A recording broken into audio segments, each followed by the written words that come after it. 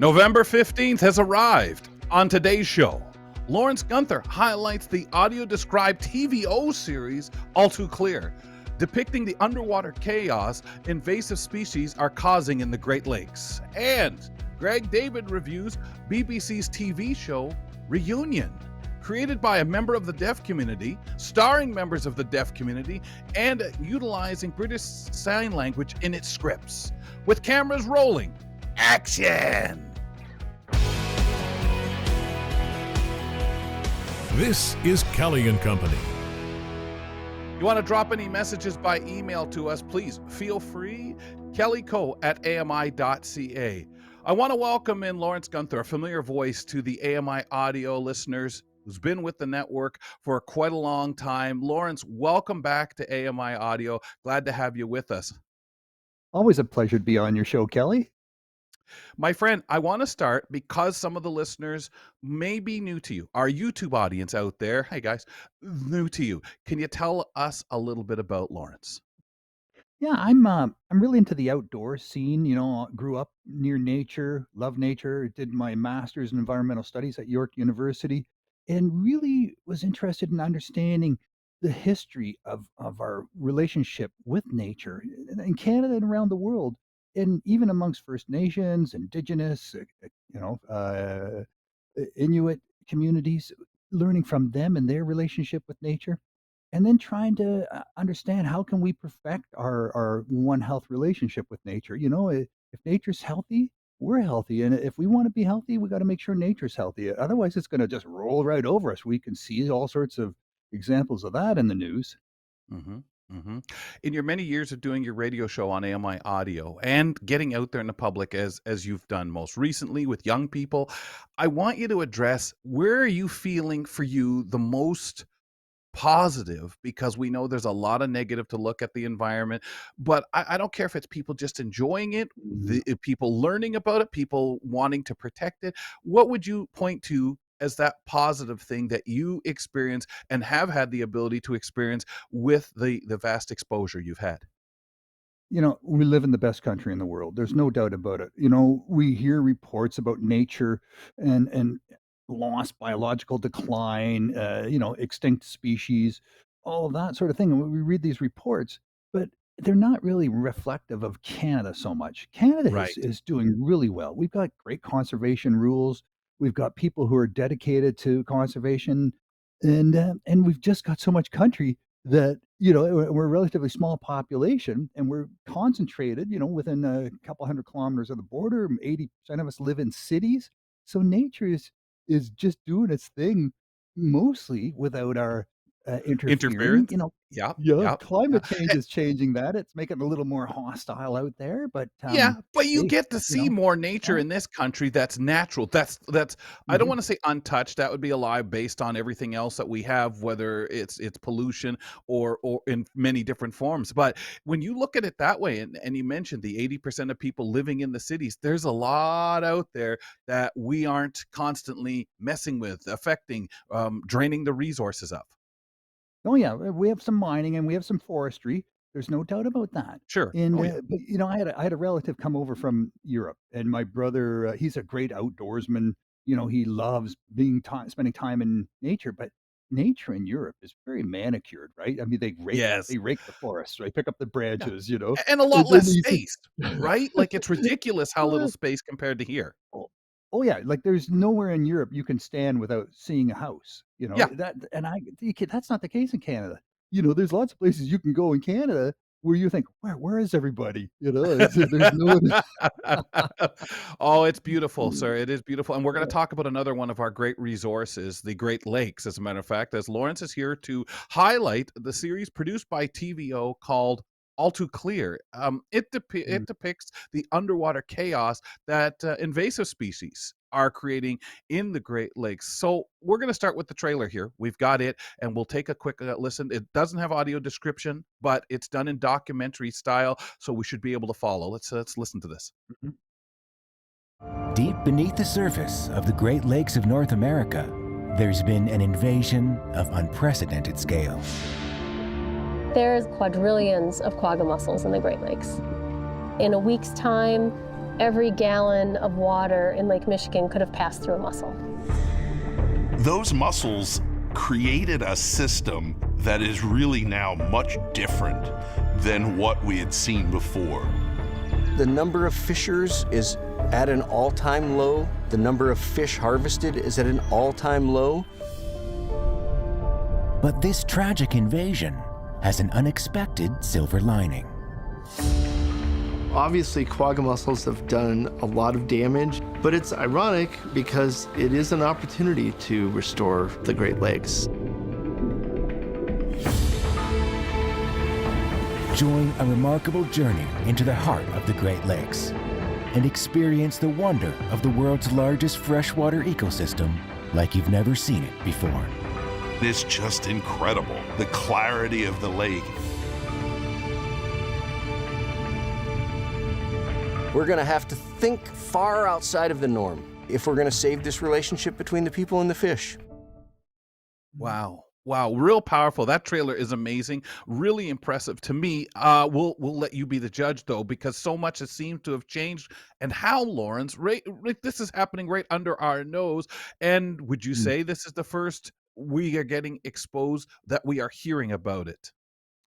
You know, we hear about it, but we see it now with some remote operated vehicles that a young couple here in Canada invested in, $175,000.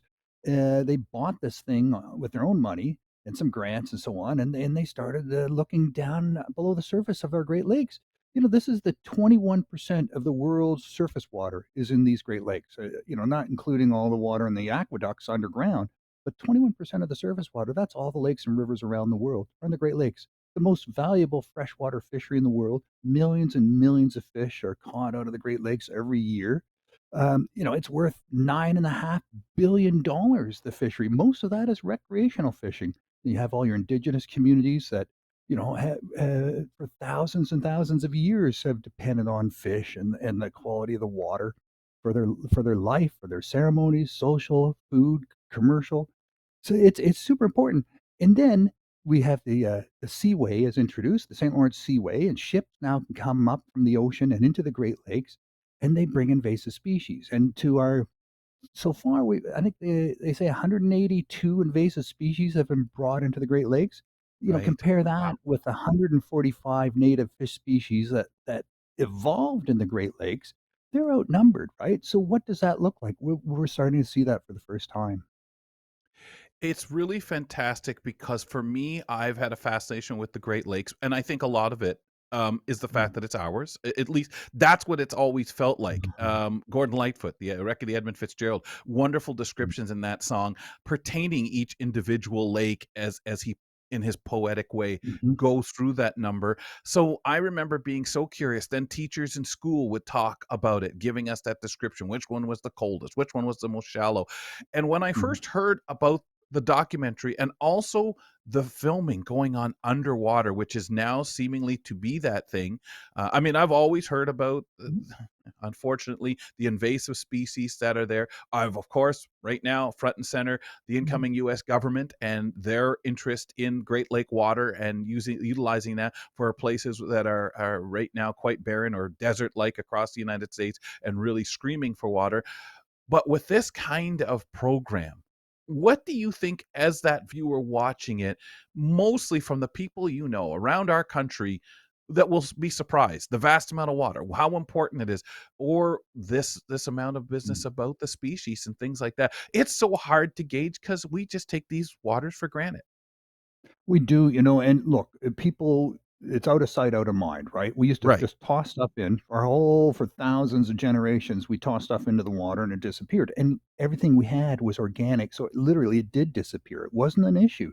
It's only in the last 100 or so years that we started tossing in stuff that's not organic, that's not doing well. And then we add on to that the invasive species and wetland loss and habitat destruction and other impacts, you know, pollution, it's climate change. Things are changing. Kelly, I tell you, if the amount of changes happened on land that took place underwater out of sight, uh, people would freak out Oh because yeah. we're talking Oh yeah. wholesale change. Like everything has changed underwater. even the species, from predator to prey, everything throughout the food chain, the habitat, everything is covered in mussels. The water clarity, the temperature, the nutrients, everything has changed. And it's hard, Lawrence, because we don't necessarily have the footage 10 years ago, 15, 20, going back to say, Mhm. look, guys, look at the difference. We have samples, we have everything, but we need that education system to be on here. We need the governments from the provinces that are touched, the states that are touched by the Great Lakes to be involved in this. And are these conversations, does this documentary, this underwater footage, whether it was a documentary or not, is it going to change the needle? I think even the scientists that took part, and I was at a conference and I met the producers of this documentary series. It's a Nice. 3-part series, Yep. and there was 90 scientists at this conference on the St. Lawrence River at the River Institute. And, they were looking at this and they were going, "Wow, we study this, we research this, we've known about this." But then to actually see it, it brings it home, right? And this is where I think, you and I, Kelly, and other people living with vision loss, this is where we come in. We are gifted at visualizing the world, right? You don't see it with your eyes, you visualize it in your mind. The scientists depend on their eyes. And Yes. unless Yeah. they see it, they don't understand it. We understand it because we look at the science. We look at nature. We look at what, people are telling us, traditional, fishers, indigenous fishers. We add all that into our own experience, and then we go down there with scuba, we swim, we fish, we spend time in the water, and we visualize those changes going on underwater. We need to get that story out there. We Yeah. can't wait for someone with a remote operated vehicle to go and film it. No, There's lots and of lakes and and and rivers that you can see. and Yeah. people kayaking, people boating, we're on top. People Mhm, diving, we're not hearing enough. They're diving on ships and shipwrecks down there. I gotta ask before I bring in, mhm. well, let's bring him in anyway. Greg David, our communications specialist at AMI, is coming in to talk some TV and that with us. But I'd love, because Greg knows all this stuff. He's aware of this documentary, which you can find on the TV Ontario website. Lawrence first. Greg, welcome. And Lawrence, tell us about the interpretation. Of course, you hear something like this and you say it's got audio description. Is it thumbs up on that description? Do we get a lot from this documentary with or without it? Yeah, it's science heavy. It's a documentary, so you're hearing a lot of sort of, numbers. The audio description could have been, look, we're blessed. We have some really good audio description coming out now, right? That actually it becomes almost part of the theater, part of the experience, and it's not just a Band-Aid. So, I mean, there's room for improvement on all this, but, Yeah. for a Canadian production, on TVO with some grant money, I think it's fantastic that they put the audio description in there in the first place. Greg, I find it fascinating as we talk about the different methods, and in our business we do, of audio description, but what it can lend to something like this. You've had a gander, you're very aware of this documentary, and as someone in this part of Ontario where you're from, you're very familiar with the Great Lakes. Yeah, what impressed me about it is that, and I think, anybody that watch documentaries, and I watch a lot of them, they're so visual, right? And so and which I always felt was a shame as a sighted person that a member of the blind or partially sighted community isn't getting that description of something that can be so Mm. visual. And this is a prime example, all too clear. And I was really impressed with the way that they were able to sandwich the described video in between. The voices and explaining the voice that was going to come up next, and yeah, just kind of going back to watching this for the first time. I mean, I remember when the zebra mussels were in the Great Lakes and everybody was Mhm. freaking out about them. And then Yep. you stopped hearing about them. And I thought, oh, okay, well, there's no more zebra mussel issue. And now we have this new invasive species that's in there. So, Lawrence, had the zebra mussels ever gone away, or is this just the new mussel that's kind of just taken the headlines? Yeah, the quagga mussels are a bigger mussel, about 3 times the size. They came later to the game, so the zebra mussels came first about 20 years ago, and the Yeah. zebra mussels can't live in as deep a water. So now you see the zebra mussels in the inshore area living in, anywhere from 1 foot to 20, 30 feet down, and then after that, it's all quagga mussel, and quagga mussels Wow. can live, to 500, 600,000 feet down. Wow. Yeah, Oh my I think gosh. my yeah, and I think my biggest takeaway just watching the first couple of episodes is the impact that they've had, like turning the water clear. and Mm. just kind of getting rid of all of that stuff along the sandy bottom, and really taking away all of the food. I was just shocked by that impact. You know, Oh, yeah, and the species that depend on accessing the Yeah. bottom of the lakes Yep. to The get food, whitefish. right? Yep. The basic food they chain, can't. they Yeah. can't get at it.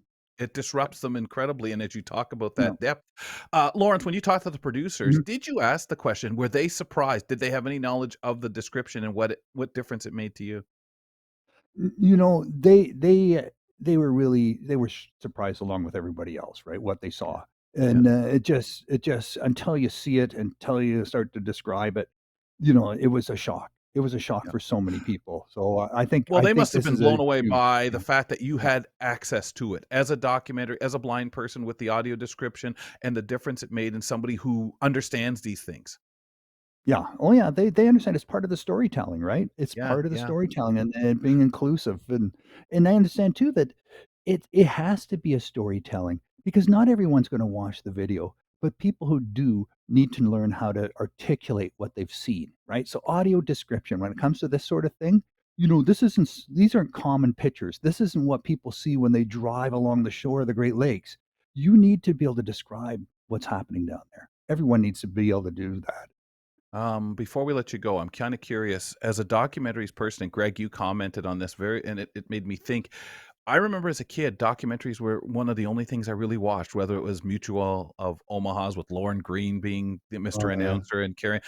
Lawrence, how did you find that stuff as a younger person? And following along, it's crazy because I know I have no idea of all the visuals that I've missed watching those things, but as a kid, I found them just like cooking shows, so accessible because they walked us through or they talked about the creature they were showing.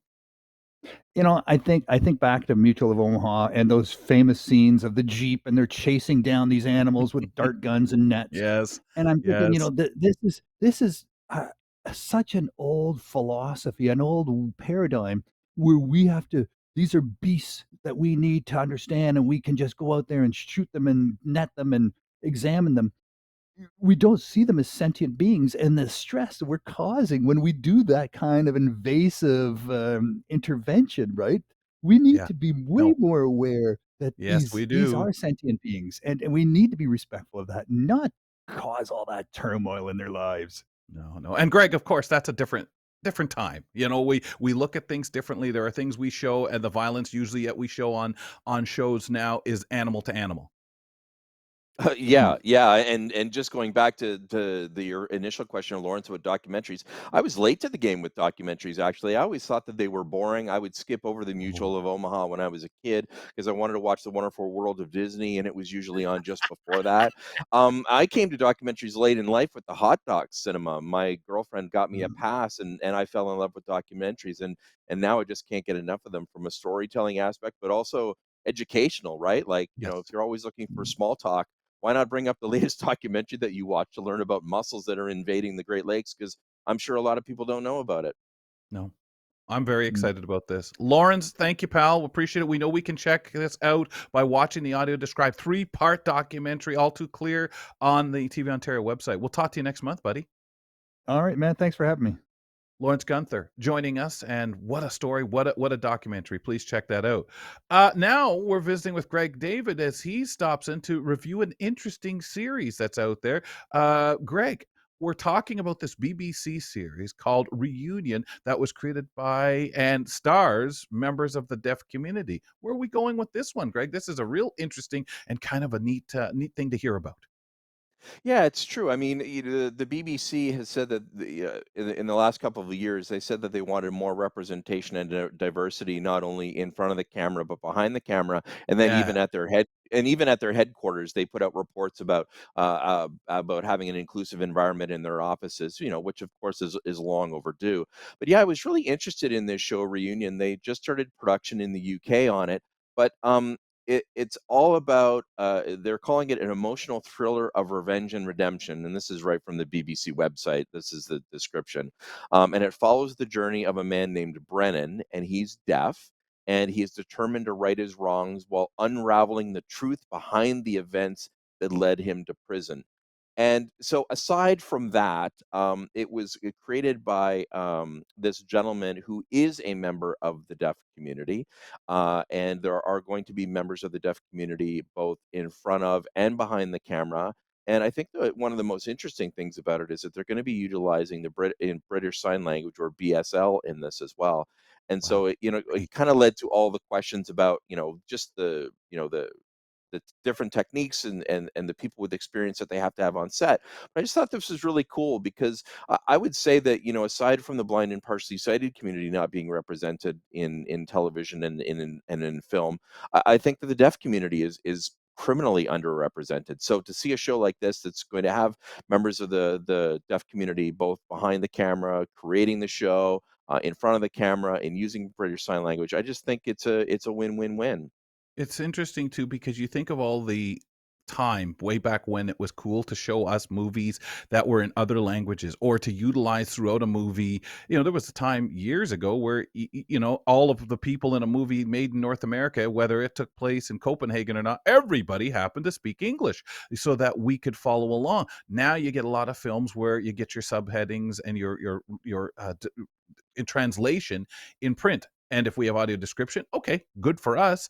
But now, why are we not getting that in sign language? Why are we not seeing that depicted in the community? Because Greg, we talk a lot about that importance of representation in front of and behind the camera. And when I've done theater of the blind projects, people had to understand that many people don't want to be on stage. They want to be behind the scenes, maybe directing, maybe working on set pieces and things like that.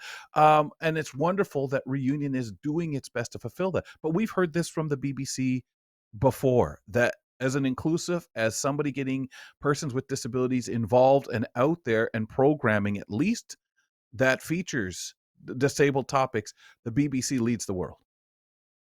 Yeah, yeah, and it's so funny you mentioned that earlier about people with the accents, because there's one of my favorite shows on PBS that I watch is a detective, and he's in Copenhagen, and yet he and his staff, his team, are all British, like they're walking around with a British accent speaking English. And despite loving the show, that always kind of twigs for me. And just Mm. as a I'm a 53-year-old white guy who's sighted. I mean, I've had it pretty good and seen myself represented on TV and film for a long time. And so it really excites me to see other people in front of the camera. And whether it's through commercials, I mean, the amount of diversity that we see in commercials now with skin color and different abilities is great. I think we're doing a better job here in Canada certainly than we used to. But yeah, to see a show like this where and I had forgotten the gentleman's name. His name is William Mager, who wrote Reunion, so I don't want to leave him out. He was the one that came up with the idea for the show, and he himself is a member of the deaf community. And I know this, when you see yourself represented on the big screen or the small screen, regardless of what community you identify with, you get excited and you say, listen, my story is being told. Look, I see these people on screen, or I hear them on screen, and I know they're there and they represent me, so I can do that too. That Yes, door, yes. that window isn't closed for me. And you got to get excited about that type of thing, right? Whenever you are tune into an award show and somebody says how excited they were to be part of the community and to be recognized for their work, I think that translates to the excitement of having somebody tell your story and be Hmm. excited about that.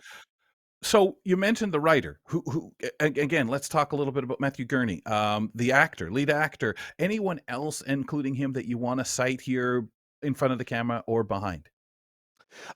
Just that they've done training, like the AMI TV show Disrupt has done this as well, where you're bringing in members of the disability community on Disrupt to learn about television production, and that's what's happening with the BBC and Reunion and the production partners, is that they have asked for members of the deaf community to be included in the production of the show. And that's just as, I think, is important, because these folks are now coming on to the set of a television show with a big budget, and they're learning about how television is being made. And though so then they themselves, if they're a member of the deaf community, can come up with their own ideas and tell their own stories and then bring those to the big or small screen on the BBC. So I think, part of that mentorship, Kelly, it shows you that you can do it too, and it kind of takes away that mythicality of, well, how do I do it? Well, here's how you do it, and we're going to teach you how to do it, so then you can come up with your own ideas, your own projects, and have them made.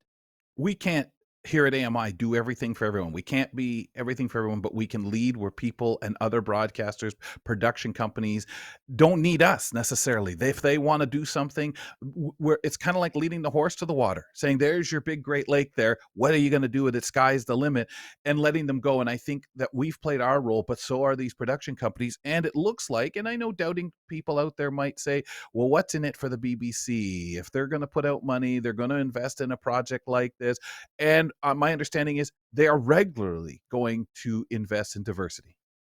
Yeah, absolutely. And I mean, talking about AMI now specifically, I mean, we've had partnerships with CBC, with TVO on projects and showing them how we do things and how subtly different we do things. We talked about with Lawrence earlier about the described video for All Too Clear. There's those subtle changes that you have to make when you're creating a television show to make them described for the blind and partially sighted community. So we're fostering partnerships with Canadian networks and Canadian production companies all the time. I was just in a meeting yesterday talking about upcoming projects and really, really excited about some of the networks that now want to partner with AMI, because not only can they learn from us, but now we can share those stories across the country and across different networks through these production companies. And it's opened that door, and I've heard it everywhere. I hear a lot more stories about the disability community. We're the first to say that when it comes to elections, no one talks about us. And I'm hearing a lot more in media of those, not necessarily positive stories either, but Yeah. bringing out issues that we need brought out to make people aware. And I love that. And I think that when you have production companies coming up with ideas, and I always think in the case of these actors, the people behind scenes, and so many of the projects that we have been involved in through AMI, it is so wonderful to have people knowing, seeing, and just leading by that example, and someone saying, hey man, I like that person. That actor is great. I'm going to try to get my hands on them. Or, hey, this person presenting their resume has some great credits. They happen to be deaf. Doesn't faze me, because it has nothing to do with the job I need them to do. That's my favorite thing, and I'm seeing that more and more in TV, whether they're a member of the disability community or whether they're a same-sex couple, member of the LGBTQ plus community. They're Yes, not sure. they're just characters being represented on a show without any backstory about why they Yes. are or what their story was. They're just a character on a show, and I know I sicken my partner and bore her with this information, but I'll turn to her and say, "Look at that. They've introduced a character without any explanation about why they're a wheelchair user. They're just somebody that's on that team," and that gets me really, really excited. Indigenous community, we see that as well. And just the Yep. knowledge, just the natural knowledge and being exposed. I've had people walk up to me, and I love when they come up and want to talk about stuff we've done, stuff we've Mhm. talked about, who we may have introduced them to, whether it's connected with this show or other things that we've done. Absolutely fantastic, Greg. Anything quickly in closing pertaining to the program? No, no. Just check out the brand new show. Don't take my sparkle. It airs Thursdays at 9:30 on AMI TV, or check it out on AMI Plus. Thanks for letting me do the plug. Always got to find a way to sneak it in, right, Greg? Good work, Absolutely. man. Communications. That's Greg David joining us from AMI Communications, just doing it there as he's our specialist, and is totally addicted to TV. We'll talk to him in 2 weeks on the program. When we're back after the weekend, Dr. Danielle Johnkind is here with Pet Care. The subject: when experiencing homelessness, what do you do? We'll talk about it. And our friend Mark Rankin with reflections on the new Toronto courthouse being deemed inaccessible. All Monday as we kick off another week. Have a wonderful weekend now. Get out of here, will ya? Thanks for tuning in to Kelly and Company. Follow us on all social media, and don't forget to like and subscribe to the channel for more.